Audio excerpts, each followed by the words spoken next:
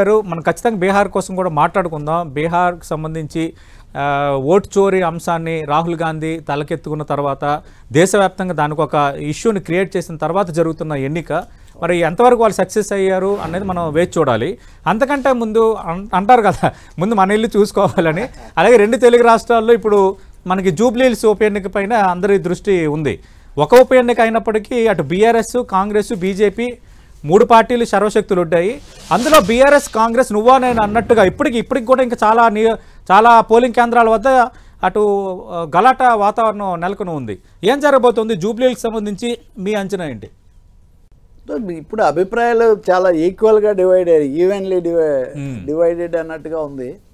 తప్పనిసరిగా వీళ్ళకి అనుకూల అంశాలు, అధికార పార్టీ చాలా సందర్భాల్లో ఉప ఎన్నికల్లో అధికార పార్టీ బయటపట్టేస్తుంది, గట్టెక్కుతుంది. అది కాకుండా ఇక్కడ ఏదో మజ్లిస్ మద్దతు కూడా సంపాదించారు. తెలుగుదేశం పార్టీ ముఖ్యంగా ఇక్కడ పాత్ర వహించని తెలుగుదేశం ఏం చేసిందన్న దాని మీద కూడా చాలా సస్పెన్స్ ఉంది. వీటన్నిటి కారణంగా ఒకటి అధికార